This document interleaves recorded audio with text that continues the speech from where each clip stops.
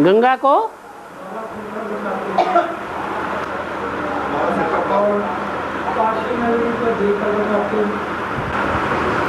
गंगा को सिर के ऊपर दिखाया है, लेकिन गंगा को सदैव तो सिर के ऊपर नहीं दिखाया है। सदैव दिखाया है क्या? है? दिखाया है? सदैव तो नहीं दिखाया है। गंगा ऊपर से आती है विष्णु के चरणों में से, तो जब आने से पहले गंगा उनके सिर पर तो नहीं थी, फिर सिर में आती है, भागीरथ तपस्या करते हैं, तो सदैव तो सिर में नहीं घुमड़ती है। और सिर शिव को तो होता नहीं, किसको होता है? हैं? शिव तो न सिर होता है, न पांव होता है, न कोई इंद्रियां होती। शंकर को सर दिखाया जाता है, तो शंकर के मस्तक में, सिर में गंगा घुमड़ती रहती है,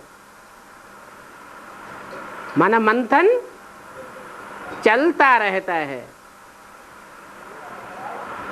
उस समय के ज्ञान गंगा की बात है, और वो सदैव ही घुमड़ता रहता है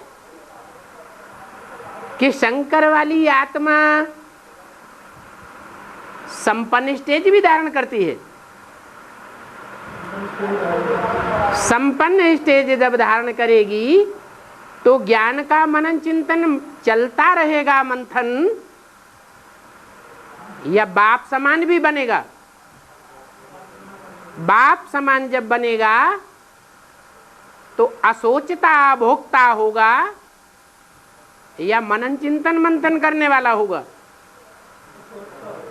जब अशोचता होगा, और जब अशोचता होगा तो सदैव सदा शिव ज्योति बिंदु स्वरूप हो जाता है। इसलिए शिव के साथ शंकर को जोड़ दिया जाता है। उस समय नहीं कहेंगे कि उनके सिर में गंगा विराजमान है। गंगा कहाँ चली जाती है? नीचे उतर जाती है, माने नंबरवार औरों के सिर में भी घुमड़ती है, औरों का भी मनन चिंतन मंथन चलता है। पहले बाप के 84 जन्म क्लियर होंगे या बच्चों के होंगे? तो पहले बाप के 84 जन्म क्लियर होते हैं मनन चिंतन मंथन करने से, फिर नंबरवार बच्चों के भी 84 जन्म क्लियर होते हैं। इसलिए गंगा की स्टेज नीचे उतरती जाती है और काशी की स्टेज है सदैव ही ऊंची है। जैसे शंकर सदैव ऊंचा स्टेज में पार्ट बजाने वाली हीरो पार्टधारी आत्मा है, सूर्यवंशी है, ऐसे ही कोई और भी विशेष साथी आत्मा है रुद्रमाला में, जो सदैव ही ऊंची स्टेज में पार्ट बजाने वाली है। यहां तक कि हिरण्याक्ष जब सारे पृथ्वीवासियों को गड्ढे में ले जाता है, पातालवासी बनाए देता है, तो काशी नगरी पाताल में जाती है? पाताल में नहीं जाती, गड्ढे में नहीं जाती, उस समय भी त्रिशूलवासी रहती है।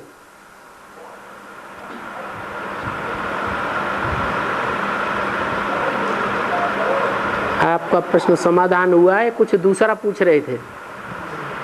हाँ जी। बुद्धि में बोला है कि लक्ष्मी नारायण का जन्म आज से 10 वर्ष का पालन किया था, मतलब इसमें नारायण वाली आत्मा को ज्ञान के आधार पर उसको उनको निश्चय हो जाता है, मगर लक्ष्मी वाली आत्मा को कैसे देखते हैं?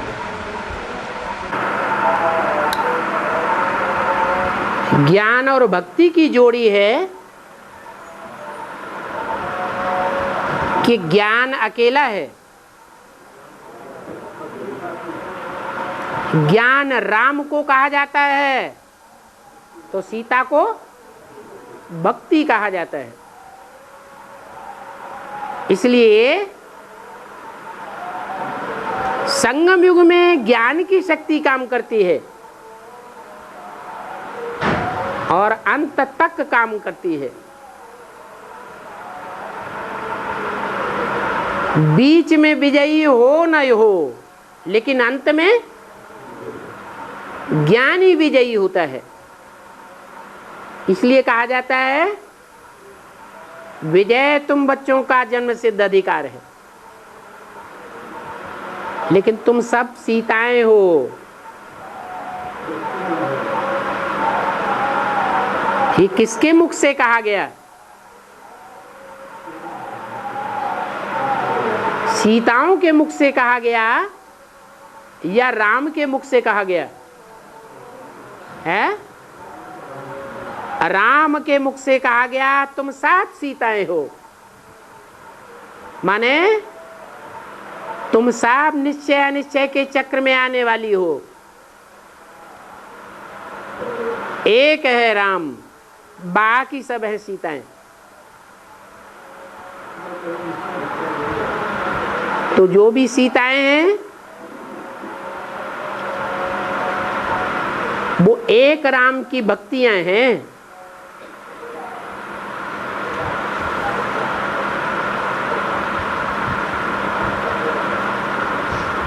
राम एक है और भक्तियां अनेक हैं।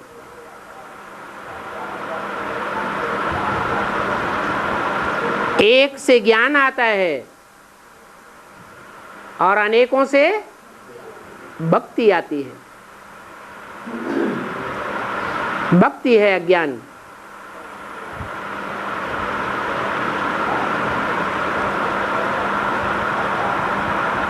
समाधान हो गया।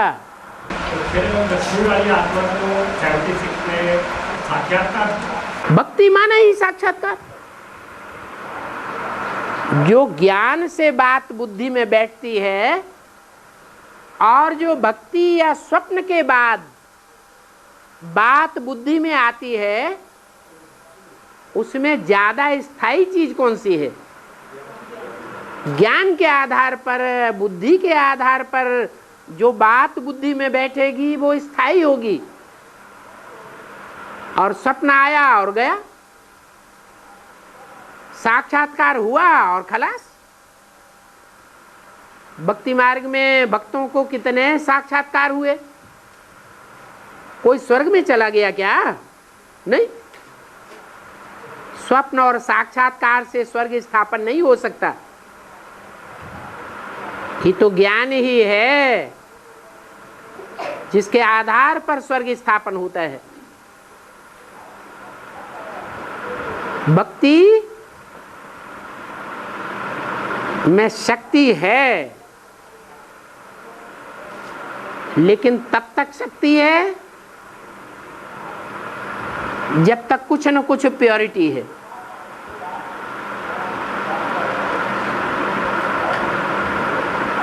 और ज्ञानी में जब परिपक्व ज्ञान स्थापन हो जाता है बुद्धि में, तो वो प्योरिटी भी स्थायी हो जाती है। भक्ति हिलती डुलती है, ज्ञानी स्थिर हो जाता है।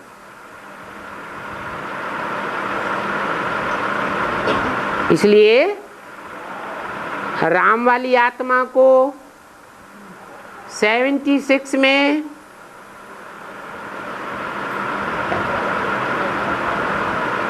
ज्ञानी होने के कारण,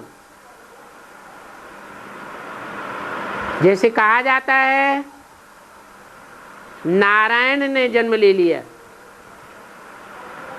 ये मन बुद्धि के आधार पर कहा जाता है। मन बुद्धि का आधार ज्ञान भी है और मन बुद्धि के आधार पर भक्ति भी होती है। तो नारायण को ज्ञान के आधार पर निश्चय बैठ जाता है कि मैं नारायण या राम वाली आत्मा हूं, और लक्ष्मी को किस आधार पर निश्चय बैठता है? जो सदैव खुशी में रहती है।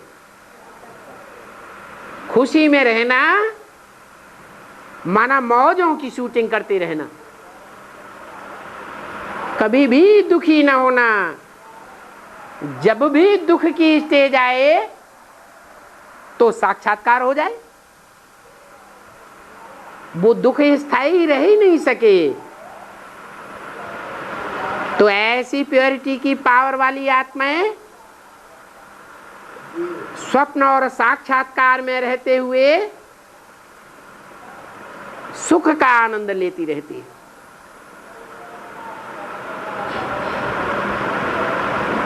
अर्थात उनका सुख की दुनिया में जन्म हो जाता है। मन बुद्धि की बात है। और आत्माएं न ज्ञान में परिपक्व बन पाती हैं और न भक्ति में परिपक्व बन पाती है। जब भक्ति में भी परसेंटेज नीचा है या व्यभिचारी भक्ति में है,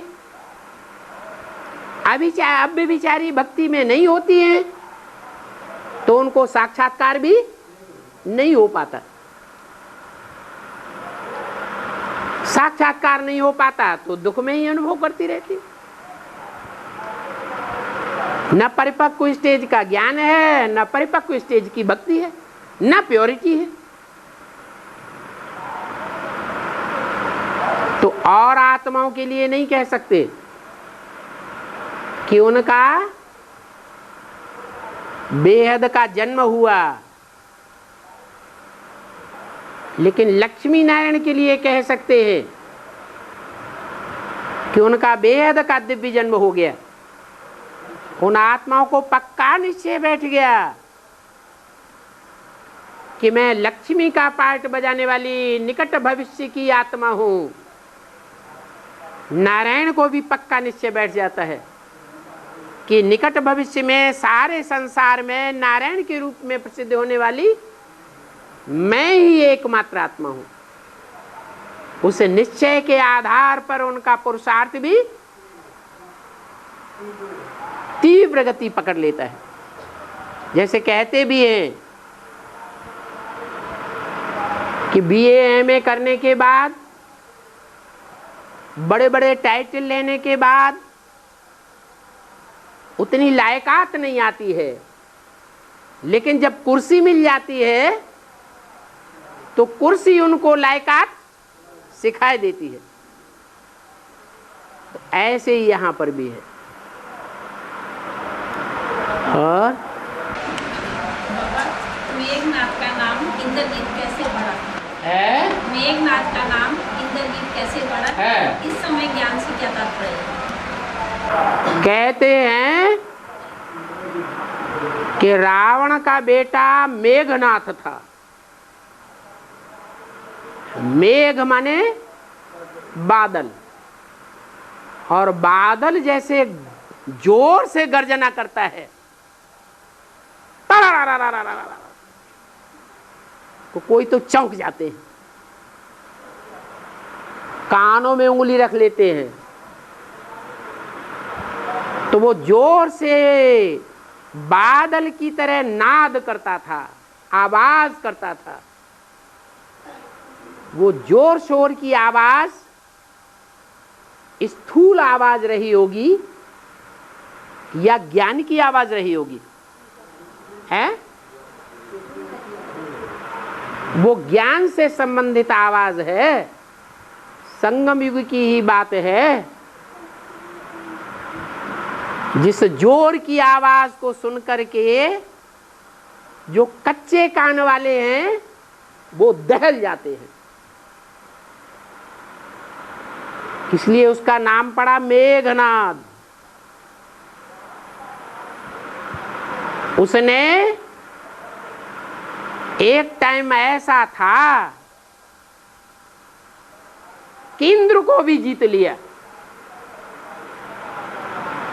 इसलिए इंद्रजीत कहा जाता था।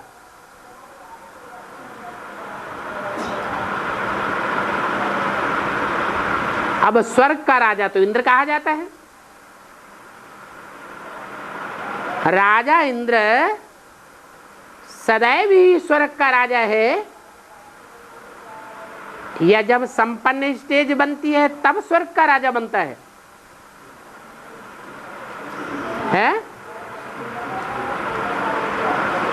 पुरुषार्थ संपन्न होने की स्टेज से पहले राजा बन जाता है स्वर्ग का, या बाद में बनता है? बाद में बनता है।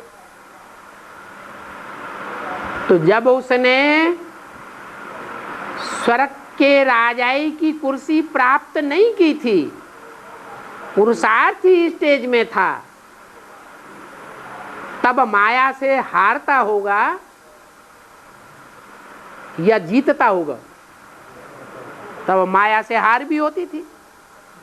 तो उस समय का गायन है कि रावण का एक ऐसा भी बेटा था जो ज्ञान की ऐसी दहाड़ मारता था कि उससे, उस दहाड़ से इंद्र का टाइटल पाने वाली आत्मा भी दहल जाती थी, जवाब देने में निरुत्तर हो जाती थी,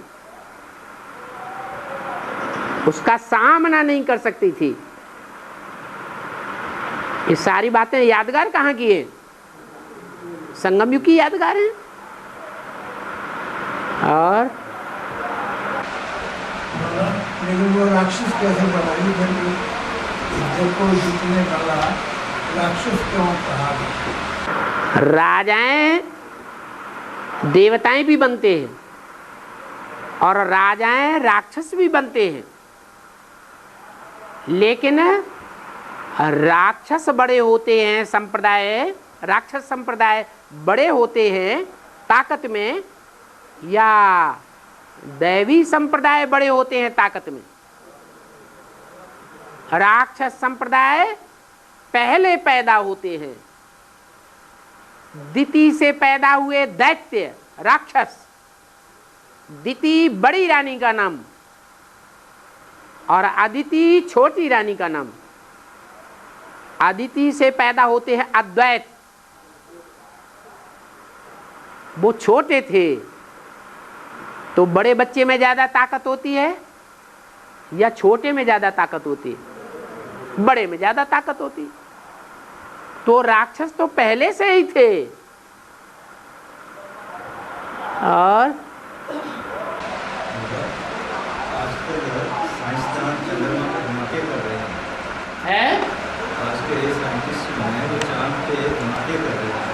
चांद पर हाँ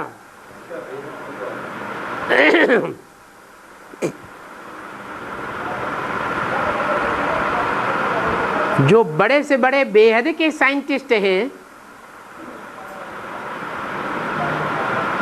वो कौन है?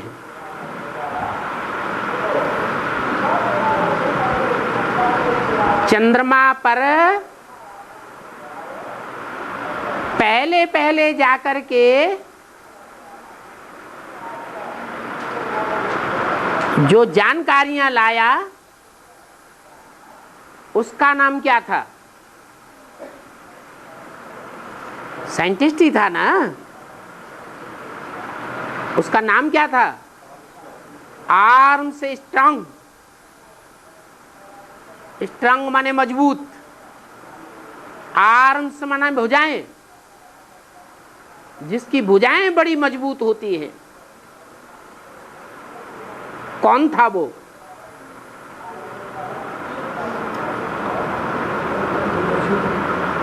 अरे 1000 भुजाएं किसको गाई जाती है?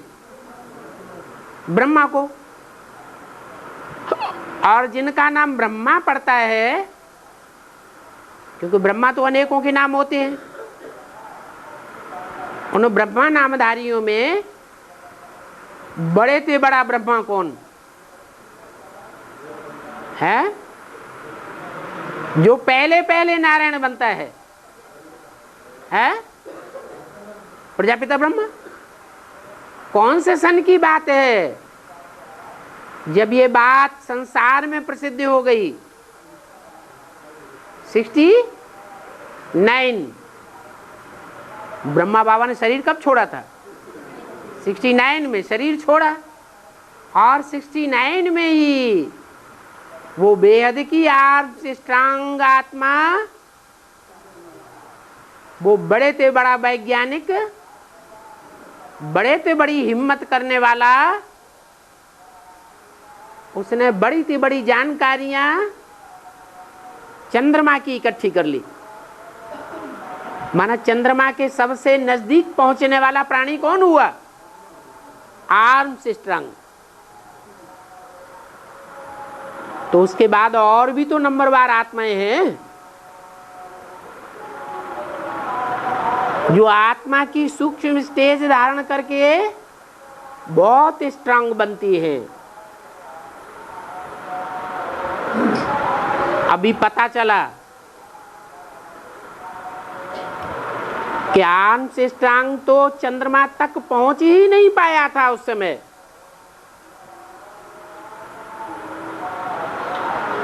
अभी तो वैज्ञानिक और ही नजदीक चंद्रमा के पहुंच चुके हैं। पहले ये भी पता नहीं लगा था कि चंद्रमा पर जल है या नहीं है, और अभी तो ये भी पता लग गया कि चंद्रमा पर भी जल है। तो सोचने की बात है, बेहद का जल को कौन सा होता है? ज्ञान जल। बेहद का ज्ञान चंद्रमा ब्रह्मा है। ब्रह्मा तो बच्चा बुद्धि कृष्ण की आत्मा है। बच्चे में ज्ञान होगा या बड़े में ज्ञान होगा? बड़े में ज्ञान होता है, सगीर बुद्धि में। तो 69 में तो दादा लेखराज ब्रह्मा अर्थात कृष्ण की सोल ने बेसिक ज्ञान लेकर के काखा गा ABCD सीख करके शरीर छोड़ा था। उस समय तो एडवांस ज्ञान था ही नहीं। तो उस आत्मा में भी ज्ञान होने की बात हो ही नहीं सकती। ये तो बाद में सूर्य के जितना जितना नजदीक पहुंचता गया ज्ञान चंद्रमा, संग का रंग लगता गया, तो ज्ञान की बढ़ोतरी होगी या नहीं होगी? बढ़ोतरी हो जाती है। एक टाइम ऐसा भी आवेगा कि वो कृष्ण बच्चा पुरुषार्थ करते करते संग का रंग लेते लेते बाप समान भी बन जाएगा।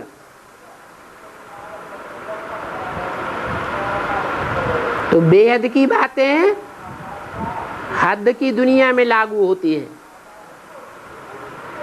हद की दुनिया के जो वैज्ञानिक हैं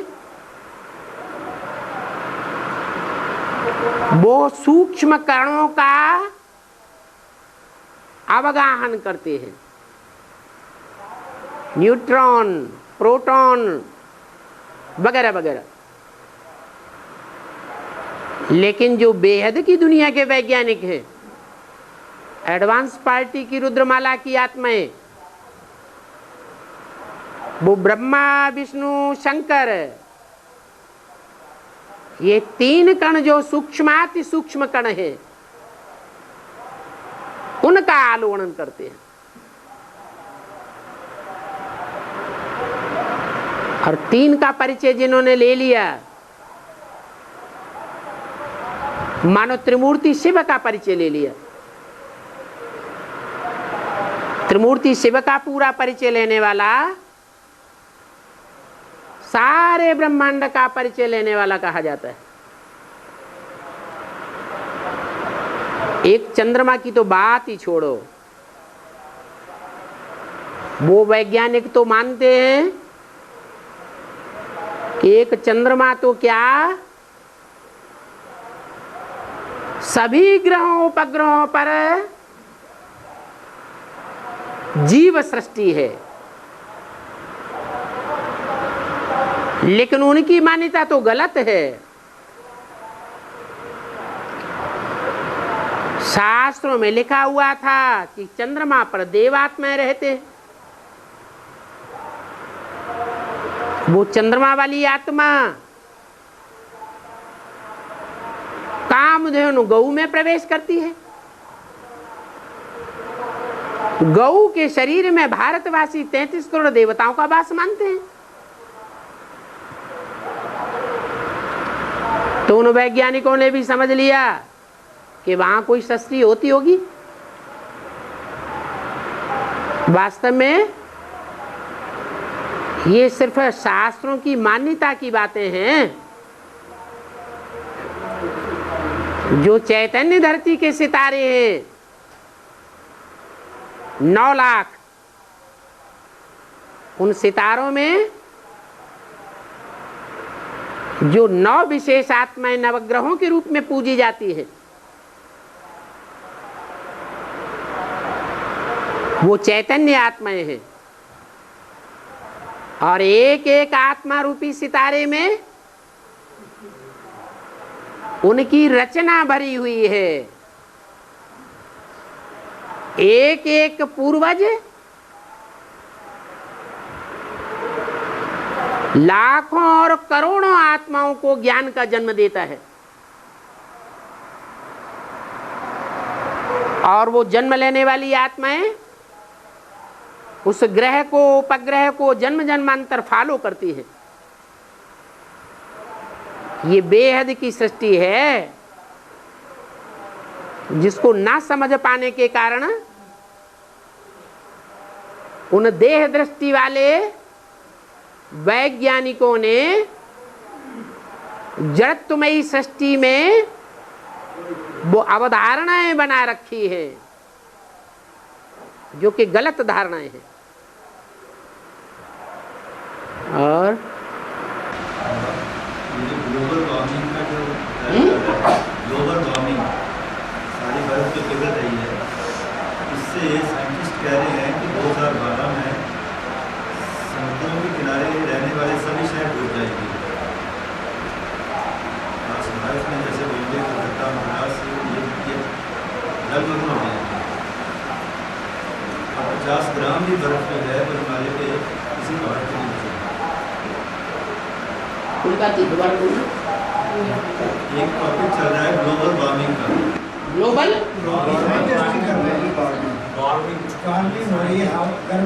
गर्मी जो बढ़ रही है, वो तो ओजोन फट रहा है। तो ओजोन फटने के कारण गर्मी तो बढ़ेगी या घटेगी? बढ़ेगी। और बढ़ने के कारण जो नॉर्थ पोल और साउथ पोल पर मीलों ऊंचे बर्फ के पहाड़ हैं, उनमें भी दरार आ रही है। तो दरार बढ़ते बढ़ते वो पहाड़ फटेंगे तो समंदर में आएंगे या नहीं आएंगे? तो समंदर का स्तर ऊंचा ही उठेगा। और वही बात बाबा ने बोली है कि एक तो ओजोन के कारण और दूसरे एटॉमिक विस्फोट के कारण संसार में गर्मी बढ़ेगी या घटेगी? संसार की गर्मी बढ़ती ही जाएगी। और जब गर्मी बढ़ेगी तो नॉर्थ पोल और साउथ पोल के पहाड़ फट पड़ेंगे और समंदर में आ जाने से समंदर का जल स्तर ऊंचा हो जाएगा। और जो महाद्वीप आज से 500 साल पहले अमेरिका और 300 साल पहले ऑस्ट्रेलिया का अस्तित्व ही मस्तिष्क पटल पर नहीं था। वो समंदर के गर्त में समाने लगेंगे। ये विनाशी धर्मखंड है। विनाशी धर्मखंड, इनकी हिस्ट्री पहले थी ही नहीं। 2500 साल के अंदर की इनकी हिस्ट्री है, इनकी और इनके धर्म पिताओं की भी। तो न ये विनाशी धर्मखंड रहेंगे और न विनाशी धर्म रहेंगे, सब समंदर के गर्त में समा जाएंगे। ऐसे ही ये बेहद का ज्ञान सागर सब अधर्मियों का विनाश कर देगा।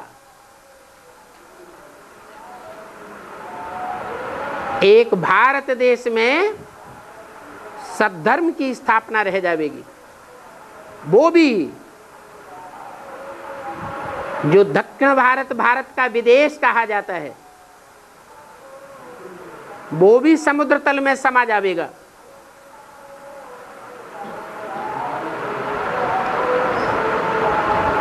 उत्तर भारत का वो हिस्सा जो भगवान की जन्मभूमि कहा जाता है, वो ही बचेगा।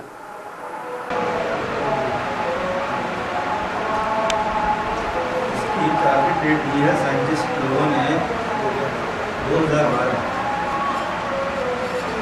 और उसको माया सभ्यता के साथ भी जोड़ा गया है, जिसका नाम ही है माया सभ्यता। तो माया अज्ञान फैलाती है या ज्ञान फैलाती है? माया तो अज्ञान ही अज्ञान फैलाएगी। है वास्तव में बेहद की बात, और ये बेहद की बात बेहद में लागू हो सकती है, लेकिन हद की दुनिया वाले जैसे समझते हैं और उनको समझाया जा रहा है, वो बात बिल्कुल लागू नहीं होगी।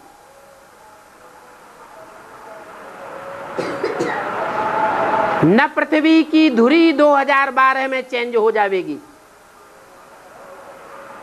वो पृथ्वी तो जड़ है, जड़ पहले परिवर्तन होता है या चैतन्य पहले परिवर्तन होता है? चैतन्य ही परिवर्तन होता है और चैतन्य ही परिवर्तन करता है। तो वो जड़ पृथ्वी वो हमारी माता नहीं है। जिस माता की हम पूजा करते हैं, धरती माता, वो चैतन्य रही होगी या जड़ रही होगी? वो चैतन्य धरती माता है, उसको कामधेनु कहा जाता है। और पृथ्वी पर सब कामनाओं की पूर्ति होती है। कोई ऊपर का ग्रह उपग्रह नहीं है स्वर्गलोक में जहां सब कामनाओं की पूर्ति होती हो, या विकारी कामनाओं की पूर्ति कोई पाताल लोक में होती हो, जो आसुरी कामनाएं कही जाती हैं। चाहे आसुरी कामनाएं हो चाहे दैवी कामनाएं हो, दोनों प्रकार की कामनाओं की पूर्ति जगदम्बा के द्वारा गाई हुई। वो कामधेनु गौआ कही जाती है, जो सब प्रकार की कामनाओं की पूर्ति करती है। अच्छी कामनाओं की भी पूर्ति करती है। और जगत में जो विधर्मी हैं, विपरीत धर्म वाले राक्षस संप्रदाय हैं, उनकी भी अम्मा है। अम्मा बड़ी मोहमयी होती है और मोह में आकर के बच्चों के सब अपराध क्षमा कर देती है, दुष्ट कामनाएं भी पूर्ति कर देती है। लेकिन लक्ष्मी सिर्फ एक ही कामना की पूर्ति करती है। कौन सी कामना? ज्ञान की कामना। लक्ष्मी की आत्मा लक्ष्य को प्राप्त करने वाली संपन्न आत्मा है। वो जानती है कि जो ईश्वर से दी हुई चीज है, ईश्वर का जो दिया हुआ वरदान ज्ञान है, वो ही संसार का कल्याण कर सकता है। उसका अगर हम दान देंगे, उस ज्ञान की इच्छा की पूर्ति करेंगे, तो सबका कल्याण होगा। उसके अलावा, ज्ञान की इच्छाओं के अलावा अन्य दुनियावी अज्ञान की इच्छाओं की पूर्ति अगर हमारे द्वारा होगी तो दुनिया का कल्याण नहीं होगा। तो ये पृथ्वी माता है, पृथिव्यातीति पृथ्वी, जो फैलती जाती है उसको पृथ्वी कहा जाता है। नई दुनिया सतयुग सुखधाम के आदि में पृथ्वी का बहुत छोटा रूप था, जिसे भारत माता कहा जाए। वो भारत माता का विस्तार द्वापर युग से, जब से और धर्म के लोग आने लगे, और धर्मखंड समुद्र से ऊपर आने लगे, तब से पृथ्वी का विस्तार होने लगा। और विस्तार होते होते आज ये हालत हो गई है कि पृथ्वी मां काली का रूप धारण करने वाली है।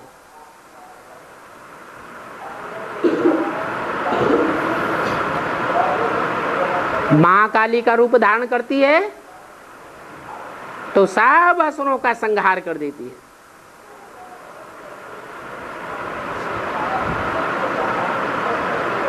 - 2012 में जड़ पृथ्वी अपना धुरी चेंज नहीं करेगी, ऐसा नहीं हो सकता। ये ज्ञान की विपरीत अज्ञान फैलाने वाली बातें हैं। हाँ, ये हो सकता है कि जो चैतन्य पृथ्वी माता है, धरणी माता है, जगत की अम्बा है, उसकी बुद्धि की धुरी चेंज हो जाए।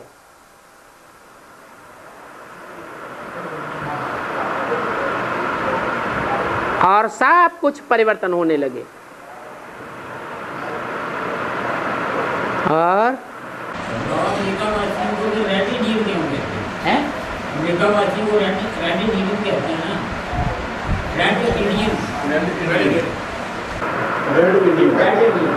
अमेरिका वालों को, सबको नहीं कहते, जो शुरुआत में वहां कोलंबस जब पहली बार यात्रा करते करते भूल गया और अमेरिका में पहुंच गया, तो वहां जो लोग रहते थे उनका नाम उन्होंने रेड इंडियंस रख दिया। इंडियंस इसलिए रखा कि वहां के रहने वालों ने बताया कि हम पहले भारतवासी थे, जो समंदर में रास्ता भूल गए और चलते चले गए प्रशांत महासागर में, चलते चलते चलते अमेरिका में पहुंच गए। बीच में उन्हें कोई दूसरा महाद्वीप मिला ही नहीं, इसलिए उनका नाम रेड इंडियंस रख दिया। और 2012 में जैसे महाकाली का रूप धारण करेगी, वैष्णवी जो है वो कब अपने स्वरूप को पहचानेगी? वैष्णवी शक्ति जो है वो कब अपने आप को पहचानेगी? वैष्णवी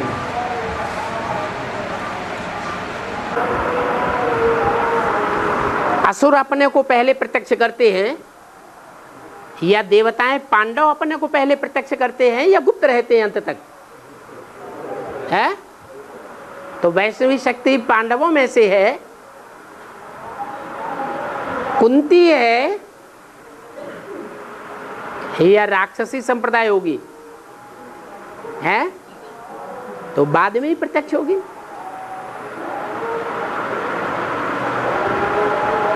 लक्ष्मी वैश्विक शक्ति का प्रत्यक्ष होना माने स्वर्ग स्थापन हो जाना।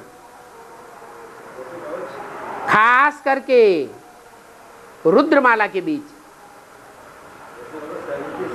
लक्ष्मी नारायण को पता चल गया था कि हम लक्ष्मी नारायण, उनको खुद को पता चल गया या सबको पता चल गया? खुद को पता चल गया। क्या लक्ष्मी को ये भी पता चल गया होगा कि मेरे नारायण कौन है? उनको पता भी चल जाए, सीता को पता भी चल जाए कि राम कौन है और कैसी शक्ति धारण करने वाला है, तो भी रावण की जेल से निकल सकती है? नहीं निकल सकती।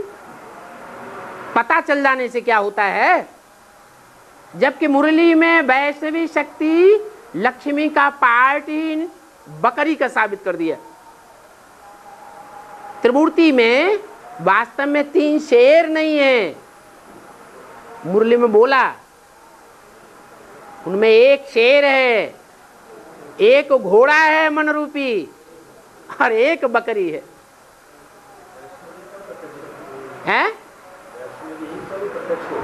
बता तो दिया। पहले राक्षसी आत्माएं प्रत्यक्ष होंगी या पहले जो शुद्ध देवी है वो अपने को प्रत्यक्ष करेगी? जो राक्षसी बच्चे होते हैं माँ बाप के रहते रहते अपना नाम रोशन करेंगे, या जो दिव्य बुद्धि वाले बच्चे होते हैं वो माँ बाप के रहते रहते अपना नाम रोशन करेंगे? असुर प्रत्यक्ष करेंगे। तो देवियों में भी नंबरवार देवी हैं। कोई देवियां ऐसी हैं जैसे महाकाली, ज्यादा उनकी पूजा कौन करते हैं? राक्षस ही पूजा करते हैं। चोर, डकैत, भंगी, नीच जात के लोग वो ज्यादा पूजा करते हैं। डकैती डालने जाएंगे पहले महाकाली की पूजा करेंगे। मांस, गोश्त, शराब खुद पिएंगे, उसको पहले भोग लगाएंगे। और माता जी रावण और कुंभकर्ण का द्वापर युग और सतयुग में क्या नाम थे और अभी से क्या नाम है? अरे बाबा ने तो बता दिया है। इन सन्यासियों को क्या कहेंगे? रावण कहेंगे। रावण संप्रदाय कहा है इनको, रावण नहीं कहा है। इन रावण संप्रदाय में ही ऐसे भी हैं जो अंत तक सोते रहते हैं। साधु सन्यासियों का भारत में सबसे जास्ती जमावड़ा नॉर्थ इंडिया में है या साउथ इंडिया में है? कहाँ? नॉर्थ इंडिया में सबसे जास्ती जमावड़ा है। और नॉर्थ इंडिया में जहाँ साधु संतों का बहुत प्रभाव है, वहाँ की आत्माएं इस ज्ञान में जग रही हैं या सो रही है? तो कुंभकर्णों की धरणी है या बाप के बच्चों की धरणी है? अभी कुंभकर्णों की धरणी कहेंगे। और बाप भी कहते हैं कि बाप इस समय विदेशी बनकर के आया हुआ है। कभी कहा स्वदेशी बनकर आया हुआ है? विदेशी बनकर आया हुआ है। तो विदेशी बनकर के आया हुआ है तो विदेशी बाप को पहले पहचानते हैं या स्वदेशी पहचानते हैं? तो जो पहले पहचानते हैं वो तो कुंभकर्ण है नहीं, वो तो जग गए। और जो अभी भी नहीं पहचानते हैं, 70-71 साल हो गए, बाप को नहीं जानते हैं, जानने की तो बात ही छोड़ो, और ही ठुकराते हैं। वो नॉर्थ इंडिया में है, वो ही कुंभकर्ण है। और बाबा आगे चल के मतलब हम बच्चों को स्वर्ग का आधा नशा रह जाएगा किस आधार पर?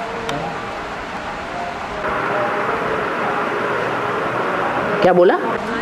आगे चल के हाँ, बच्चों को स्वर्ग का आधा नशा रह जाएगा किस आधार पर? जब फाइनल परीक्षा माया की होगी तो निश्चय बैठ जावेगा या निश्चय बहुतों का उखड़ जावेगा? जब निश्चय उखड़ जावेगा तो स्वर्ग का नशा उड़ जावेगा या रह जावेगा? हैं? उड़ जावेगा। बाप है स्वर्ग स्थापन करने वाला, बाप के ऊपर निश्चय पक्का है तो स्वर्ग की बादशाही भी पक्की है। और बाप का निश्चय ही उखड़ गया, बच्चा ही मर गया, तो जो मर गया वो तो नरक की दुनिया में मर गया। निश्चय बुद्धि होकर मर गया या निश्चय बुद्धि होकर मर गया है? अनिश्चय बुद्धि विजयते या मरनते? वो तो मर गया।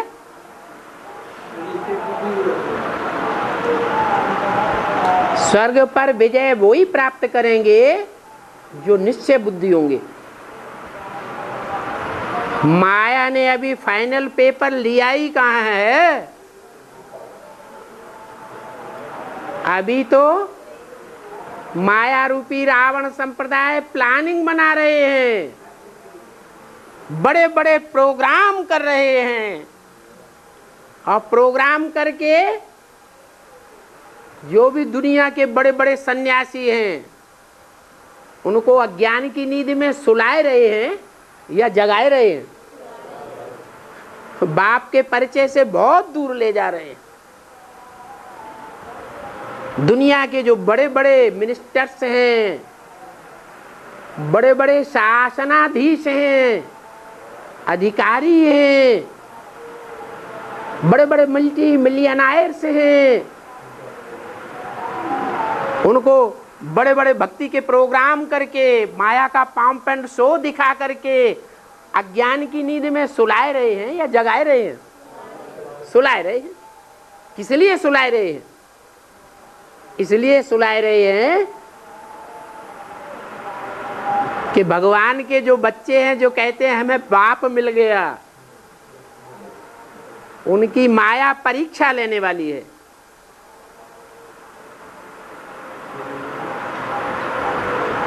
दुनिया के जो बड़े बड़े शोहरत फैलाने वाले अखबार हैं उनमें नोटों की गड्डियां फेंक फेंक करके उल्टी बातें छपाए छपाए के बच्चों की परीक्षा लेगी कि देखें इनका निश्चय पक्का रहता है या टूटता है।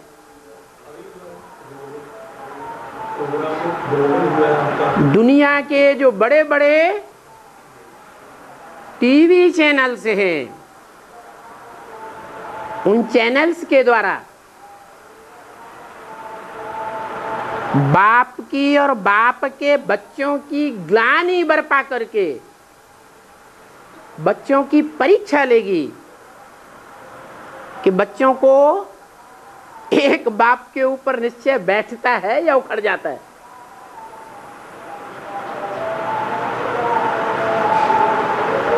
बड़े बड़े जो रेडियो के केंद्र हैं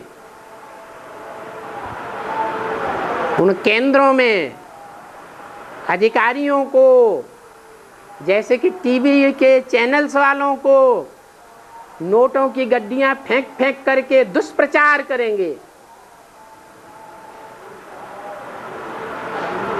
जैसे कि सन 98 में यूपी में दुष्प्रचार किया था। यूपी के चारों ही बड़े बड़े अखबारों में दुष्प्रचार किया था।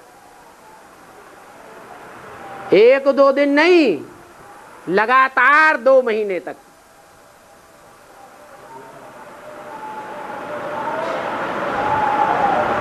तो लोगों की तो बुद्धि भ्रष्ट हो गई, क्योंकि वो तो अज्ञानी है। लेकिन उनका, दुनिया वालों का, गांव वालों का, शहर वालों का, रिश्तेदारों का जो अज्ञानी है, उनका फोर्स बच्चों के ऊपर पड़ेगा। तब देखने में आवेगा कि कौन बच्चे निश्चय बुद्धि है और कौन अनिश्चय बुद्धि है।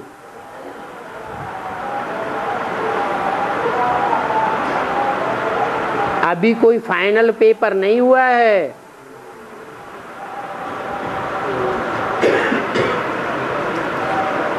और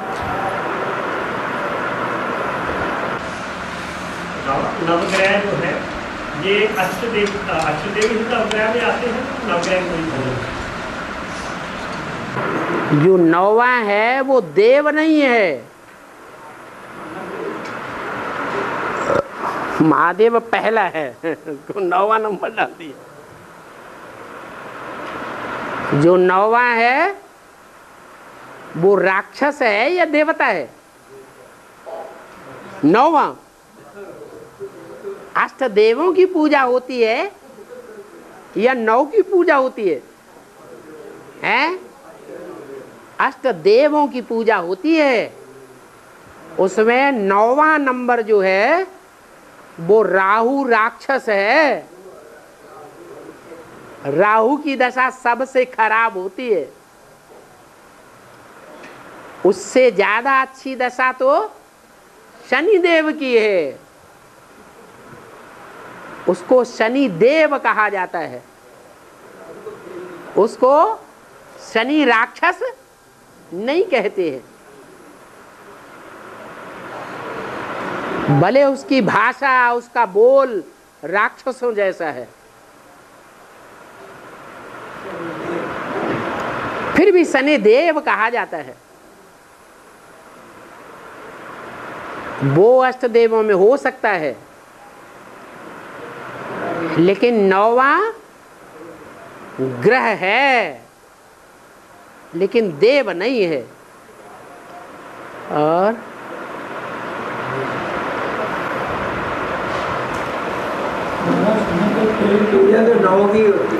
है 9 ग्रहों की पूजा करते हैं। लेकिन जो ग्रह हैं वो घरग्रस्त बना करके राक्षस भी रहते हैं और देवताएं भी रहते हैं। ग्रह वो बात अलग, लेकिन वो राक्षस हैं या देवता हैं ये बात अलग। और जो तेल का है उसका क्या है? शनिदेव को तेल चढ़ाते हैं। शनिदेव को तेल चढ़ाते हैं। हाँ, जो शनिदेव है उसको शुद्ध घी नहीं चढ़ाया जा सकता। जो शुद्ध घृत है वो एक की याद को शुद्ध घृत कहा जाएगा, गाय का घी। या शनिदेव को जो चढ़ाया जाता है उसको घी कहा जाएगा? है? नहीं कहा जा सकता। घृत माना याद का घृत। वो एक को याद ही नहीं करता। जब सतयुग त्रेता में है तो सतयुग के अंत का मान लो नारायण ही है, प्रजावर्ग की बात ही छोड़ दो। जो 8वां नारायण है सतयुग का, 15.16 कला संपूर्ण, 15.16 नहीं, 14.25 कला संपूर्ण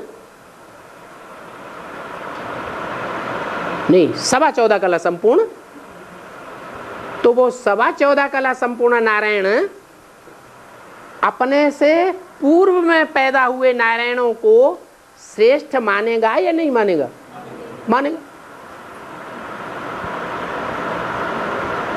वो एक को श्रेष्ठ नहीं मानेगा, अपने से पूर्व में होने वाले सभी नारायणों को पूर्वज और श्रेष्ठ मानेगा। और वही नारायण वाली आत्मा जब जन्म लेते लेते द्वापर में आती है, तो द्वापर में पहला पहला धर्मपिता कौन आता है? इब्राहिम। तो अपने धर्म को छोड़ करके सभी धर्मों में जो भी नारायण हुए हैं, उन सब नारायणों के परंपरा को छोड़ेगा और इब्राहिम से प्रभावित होगा या नहीं प्रभावित होगा? सबको छोड़ देगा। देवता धर्म को यूं चुटकियों में त्यागेगा, नो अपेक्षा देवता धर्म की, और इस्लाम धर्म में कन्वर्ट हो जाए। आठवां नारायण। बौद्ध ही आते हैं तो बौद्ध धर्म में कन्वर्ट हो जाता है, क्राइस्ट आता है तो क्रिश्चियन धर्म में कन्वर्ट हो जाता है, मोहम्मद आता है मुस्लिम धर्म में कन्वर्ट हो जाता है, सन्यासी में कन्वर्ट हो जाएगा। जहां देखी तबा बारात, वहीं बिताई सारी रात। आज के नेताएं क्या कर रहे हैं? जिस पार्टी का प्रभाव ज्यादा देखा, उसी पार्टी में एक एक करके कन्वर्ट होते जाते हैं। उन्हें धर्म से कोई लेना देना नहीं। उनके राज्य का नाम ही है धर्मनिरपेक्ष राज्य। हमको धर्म की कोई अपेक्षा नहीं है। वो किसी धर्म पर आस्था नहीं रखते, न देवता धर्म पर, न इस्लाम धर्म पर, न मुस्लिम धर्म पर, न क्रिश्चियन धर्म पर।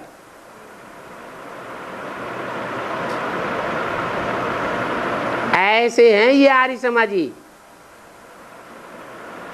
जिनका राज्य भारतवर्ष में अभी चल रहा है।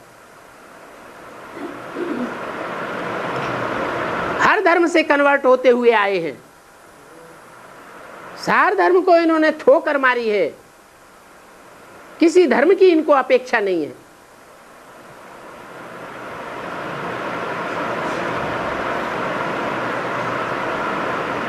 तो उनका जो याद का घृत है,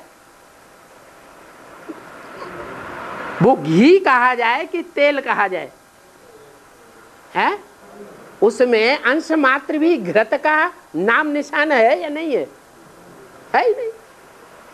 कहां घी और कहां तेल, बहुत अंतर है।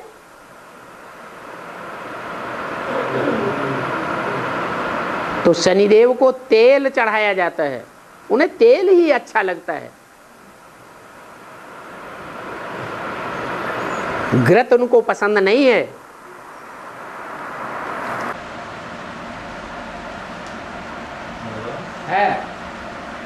गुरु नानक देव की आत्मा भी हमारे बीच में है अभी। है? गुरु नानक देव की आत्मा है अभी हमारे बीच में अभी ये ज्ञान ग्रहण कर रही है या?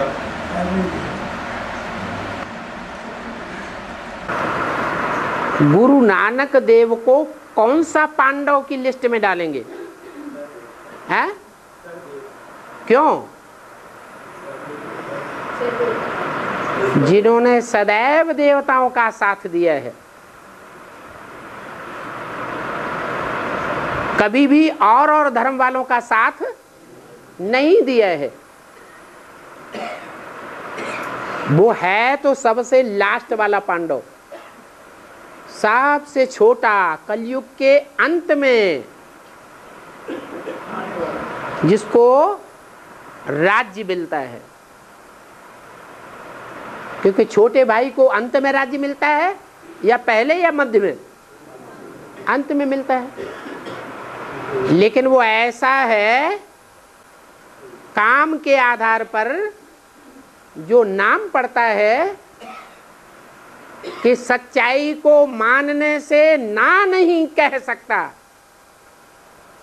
इसलिए उसका नाम ना न का